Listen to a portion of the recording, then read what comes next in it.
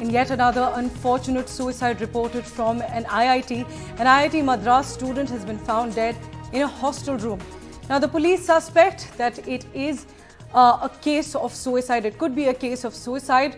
And the student, the police say, is from Maharashtra, who has been found dead in the hostel room. Now, it's the fourth death by suicide at IIT Madras just this year. So it's a concerning trend that we are seeing in IIT, NITs as well of the country, and IIMs as well, as you can see in those graphics. 122 people have died over the last few years in these very prestigious universities, and they've died by suicide. It's the fourth death that is now being reported from IIT Madras just this year. My colleague Sam is joining us for more details on this. And Sam, unfortunately, it's the fourth death by suicide at IIT Madras, and this is just this year. So what more can you tell us? What is the police suspecting, and is there any suicide note been found? Priyanshi, as we speak now, investigation is underway. Police have not recovered any suicide note. So at the moment, although they suspect this could be a case of death by suicide, they're not able to pinpoint what is the reason or cause for this death. And this is the fourth such case. And police say he has been identified as Suresh from Maharashtra, pursuing his second year BTech in chemical engineering. And this comes at a time when IITs and higher educational institutions across the country are on an overdrive in a bid to reduce the stress levels and pressures on these campuses to bring down this unhealthy trend of death by suicides on campuses. Multiple factors are being attributed. Some say the academic pressure. Some say these students have gone to coaching centers. They crack these difficult tests with the help of the coaching centers, but when they come to these campuses, they're unable to handle or cope with the pressure they face on these campuses. But authorities at IIT Madras, for instance, say they find the gap because of the COVID lockdown, the loss of social interaction. That's the main reason. For years, they've been preparing for these entrance exams. They've not been having the regular interaction.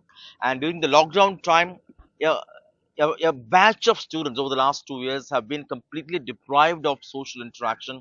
And then when they come to campuses like this, that has an impact which could be sometimes triggering suicidal thoughts, they say. But they say they're trying to reduce the stress levels. They're trying to reduce the pressure. They're also reaching out online to make sure students will have a better, healthy interaction with professors to be able to convey their difficulties, challenges, and to address this in a professional way, deploying more number of counselors. But there are others who also blame it on other factors, for instance, discrimination on the basis of caste, also some kind of complex for students who have not come scoring very high marks for them to prove that they can perform better. Also, those students who come under the reservation policy, they also face a problem of a different kind. So multiple factors being attributed for this kind of death by suicides on campuses, but certainly a worrying trend. And in this particular case, it may take some time to know what exactly caused or triggered this particular boy to commit suicide, as the police suspect, Priyanshi.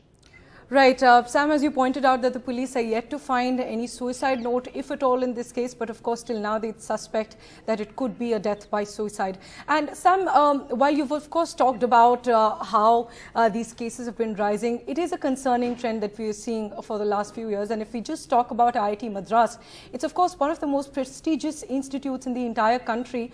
And just this year, 4 people have died by suicide just at IIT Madras, just this year. So it's extremely shocking. So is there anything that the authorities there are doing to combat such cases and to take some action to help the students fight mental health illnesses? They say they are taking this in a very serious way. They're really worried about this trend. And to begin with, they have started a happiness website where students can spend their time. They have teachers assigned to each of these students, and also various forums available online for them to vent out their concerns, their challenges, their difficulties. For the first time, more number of professional counselors are also being appointed on all these campuses, so students will have a better rapport with these counselors to be able to share their concerns, share the difficulties, and that will also help authorities to formulate interventions in a way that will help these students. But it's just not students who are fresh from college doing their BTech.